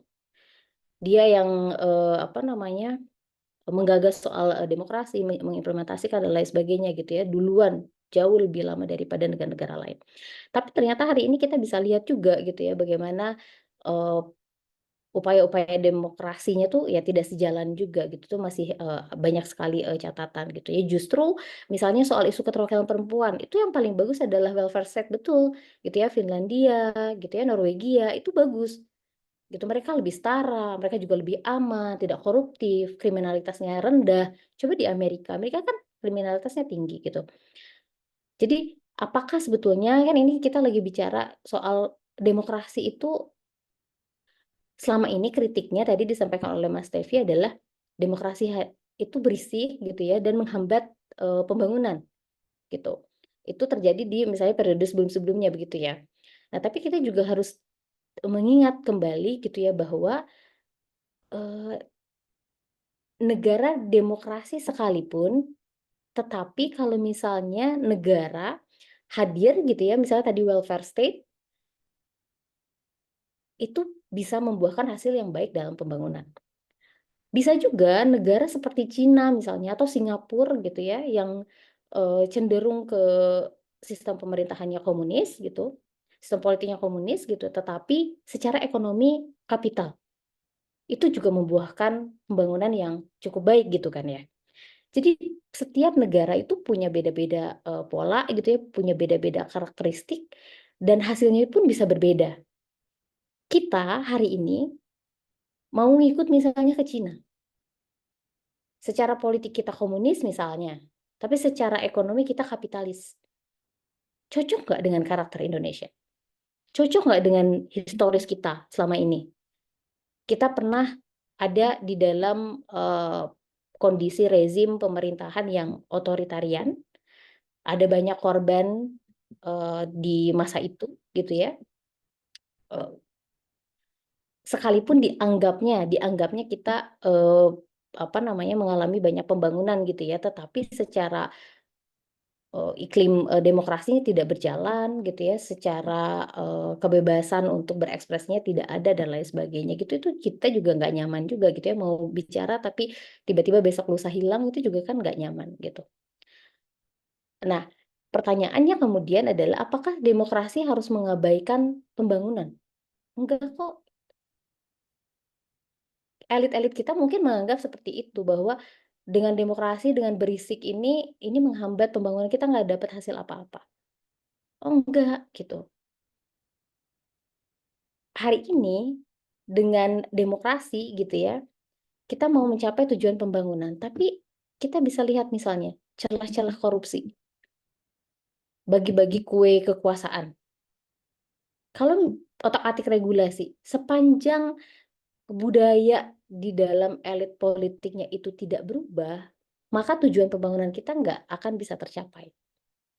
Selama komitmen pemerintah kita nggak serius, itu nggak akan tercapai. Misalnya tadi bicara soal lingkungan.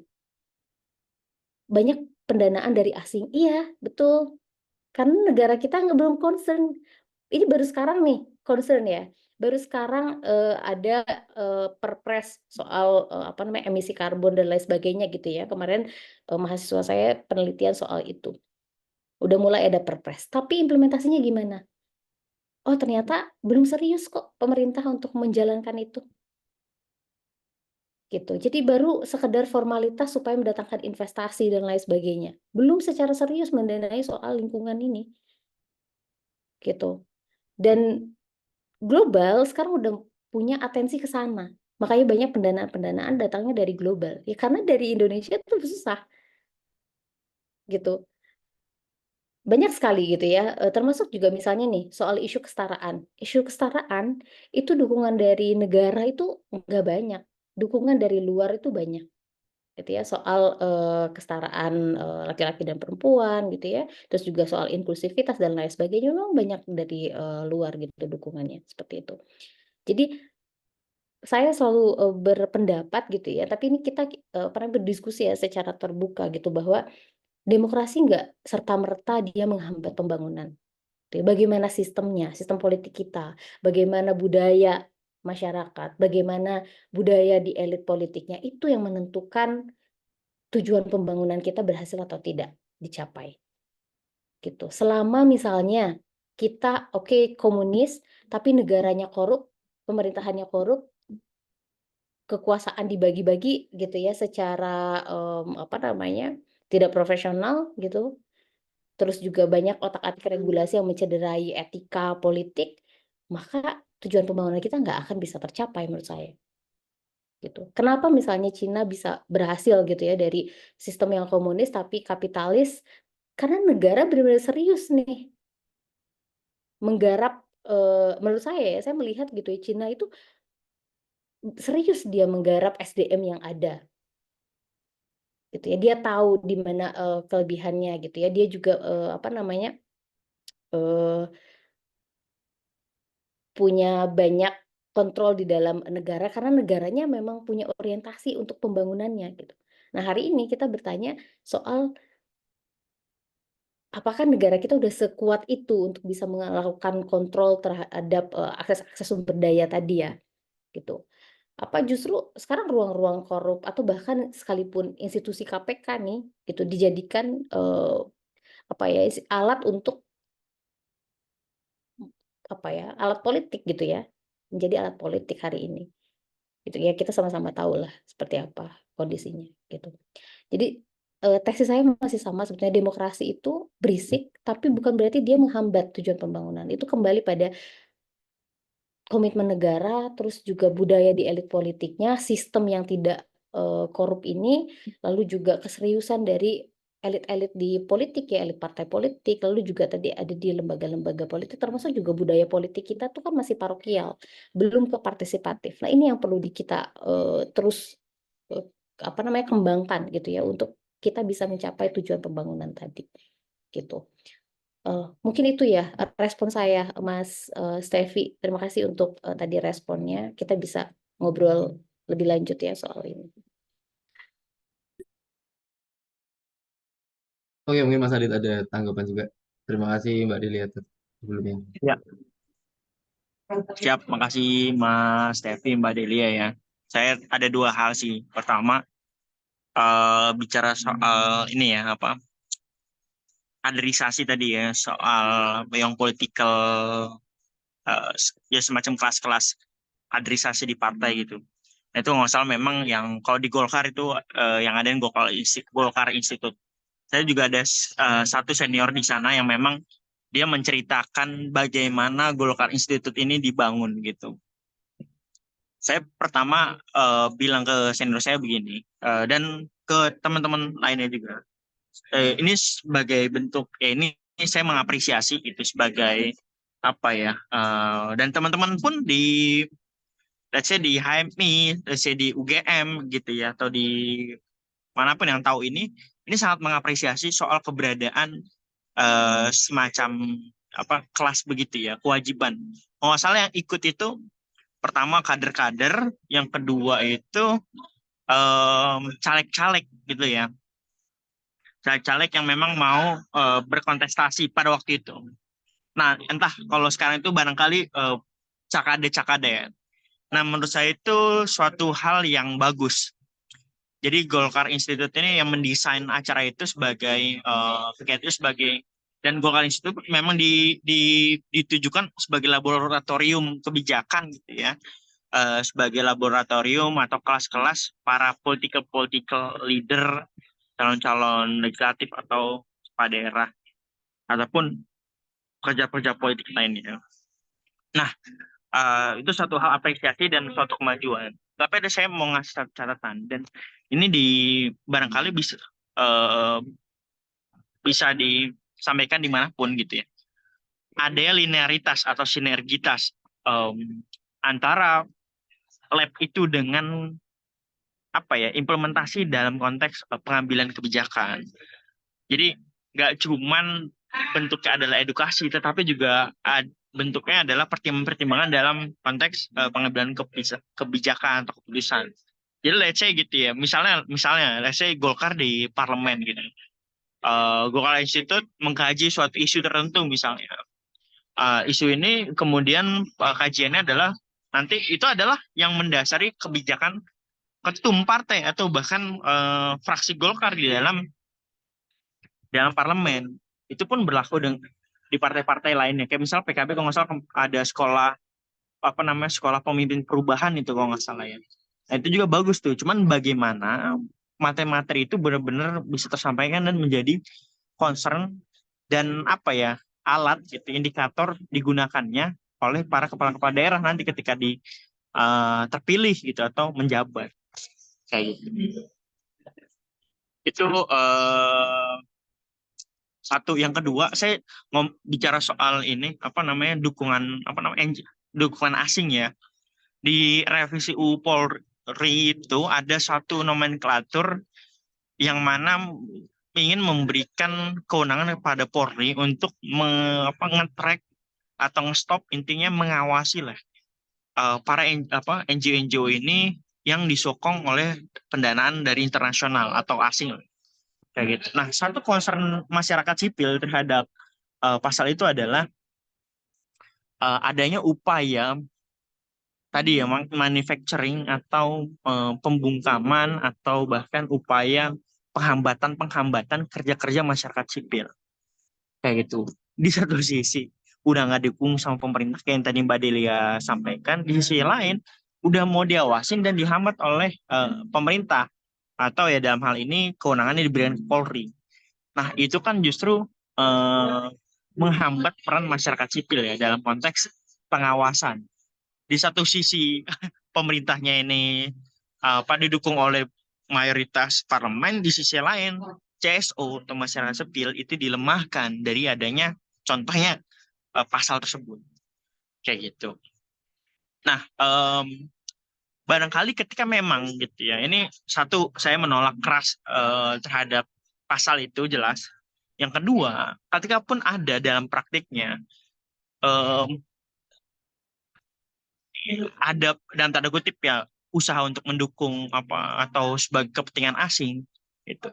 Nah, kepentingan asing ini ketika memang mewujudkan let's say good governance atau ingin menciptakan SDGs di Indonesia, menurut saya itu bagus kayak gitu dan nggak bisa jadi justifikasi bahwa kepentingan nasional kepentingan asing itu nggak linear dengan kepentingan nasional. Yang mana kepentingan nasional ini maknanya sangat luas dan kepentingan asing pun maknanya sangat luas. Barangkali itu Mas Sulchan respon dari saya. Overall terima kasih banyak Mas Tevi dan teman-teman. Oke, terima kasih para pembicara sudah menanggapi. Kita lanjut ke yang raise hand tadi, Mas Fatur, Mas Fatur. Dulu, Mas Fatur. Halo, selamat malam Mbak Oke, Delia, terima kasih. Siap. Mas Adit. Terima kasih. Malam Mas Saya Fatur. Fatur dari Jakarta Selatan. Boleh nanya ya ke dua narasumber hari ini. Mungkin dari Mbak Delia dulu ya. Saya nanya nih, Mbak. Tadi kan Mbak tuh cerita tentang bagaimana demokrasi kita tuh saat ini bukan lagi menghadapi backsliding ataupun regresi, tapi sudah dibilang sebagai erosi seperti itu. Nah, pertanyaan saya simpel aja, Mbak. Bagaimana Mbak menentukan skala demokrasi itu erosi, mungkin ya kalau dianggap paling bawah gitu kan. Lalu ada regresi atau backsliding, ada stagnasi, atau misalnya advanced demokrasi atau full demokrasi. Maksudnya apa sih ukuran yang dipakai untuk atau indikatornya untuk membedakan levels of demokrasi index kayak gitu Mbak.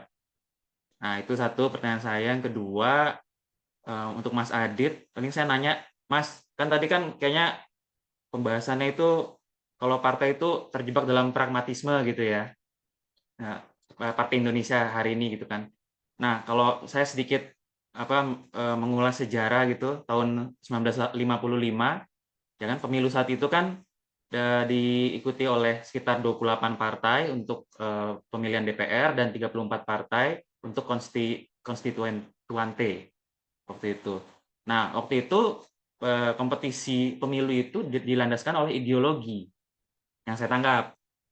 Nah, masih bisakah Indonesia partai politiknya bertarung atas dasar ideologi?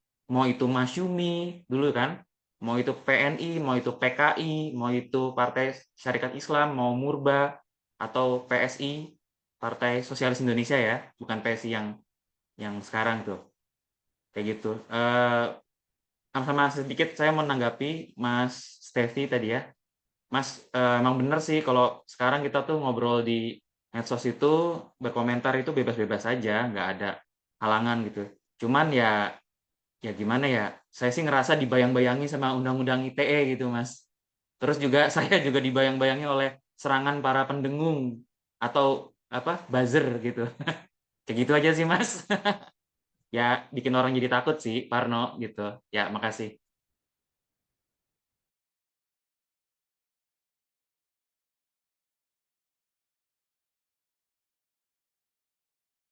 Oke, mungkin langsung dipersilahkan pada pembicara. Mungkin yang pertama, tadi kan udah Mbak Dile dulu, sekarang Adit dulu.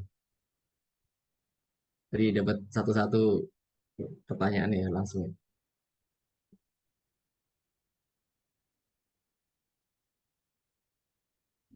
Siapa dulu Mas Sulchan?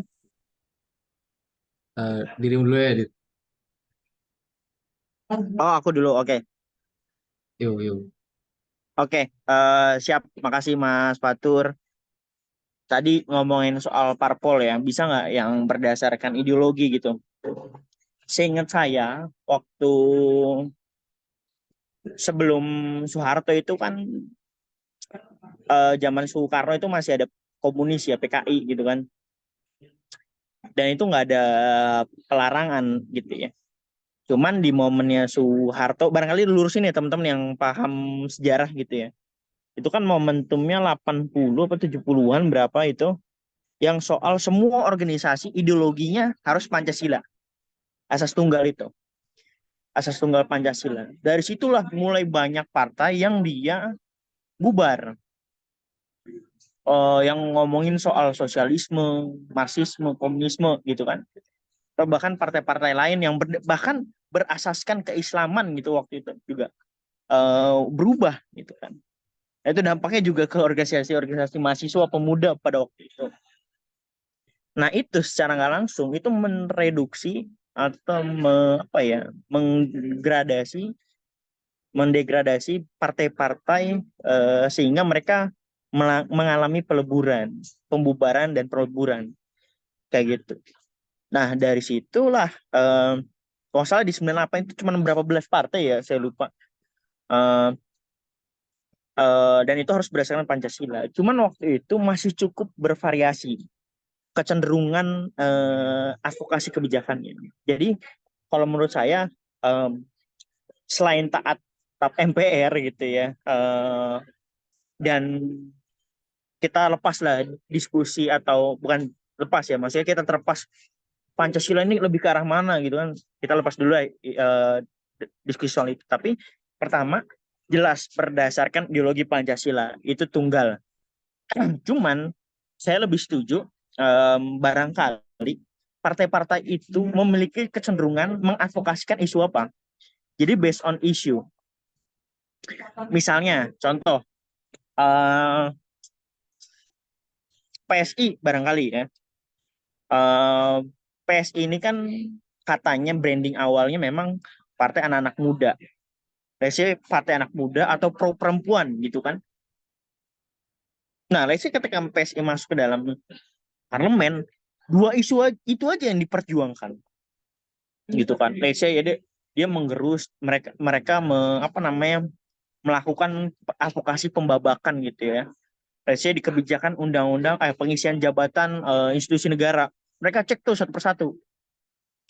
Ketika memang ada yang nggak pro atau ada yang diskriminatif terhadap perempuan, nggak memberikan, nggak representatif segala macam, itu kan bisa diadvokasi. Atau bahkan let's say ya anak-anak muda barangkali kan sekarang ini lagi hits ya, lagi tren masalah batas usia. Bisa jadi dia bisa aja mengadvokasikan untuk menghilangkan kriteria-kriteria usia dalam setiap pengisian jabatan gitu kan. Nah, itu entah kita pakai logikanya hakim MK dalam konteks meloloskan gugatan Almas atau yang lain itu kan, itu bisa juga. Nah, jadi bicara soal ideologi udah selesai, yaitu Pancasila, tapi saya mendukung partai-partai itu lebih cenderung atau mendeklarasikan isu spesifik yang dibahas gitu. Isu yang diadvokasikan. Let's say partai buruh ya udah kerjaan-kerjaan ketenagakerjaan gitu kan banyak ketenagakerjaan di bidang ASN, pekerja-pekerja politik, pekerja-pekerja private, itu kan banyak banget sebenarnya isunya ya kalau emang fokus ke isu gitu kan. Ntar nanti ada partai hijau itu kan udah ada tuh. Dan bagaimana mereka itu bisa dikasih tempat untuk menjadi pengambil kebijakan. Kayak gitu paling Mas Fatur, opini saya, Mas.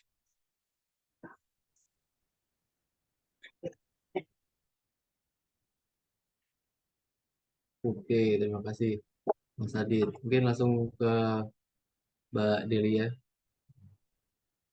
Oke, makasih Mas Fatur. Pertanyaan yang menarik. Apa standarnya gitu ya, regresi, backsliding dan lain sebagainya. Kalau standar pengukuran itu sebetulnya ada metodenya ya Mas ya untuk mengukur demokrasi, indeks demokrasi. Dan istilah regresi erosi itu nggak ada. Di mana istilah regresi, backsliding, erosi gitu, itu di mana? Itu adalah simpulan dari para scholars, political scholars gitu. Kalau misalnya penghitungan indeks demokrasi ya kalau di Indonesia itu ada ID. Tapi ID dihitung oleh internal kita, jadi nilainya bagus. gitu. Nilainya selalu bagus tuh. Kayak DKI Jakarta tuh bagus gitu ya. Indeks demokrasinya padahal kan sempat politik identitas dan lain-lain gitu. Tapi tetap nilainya bagus.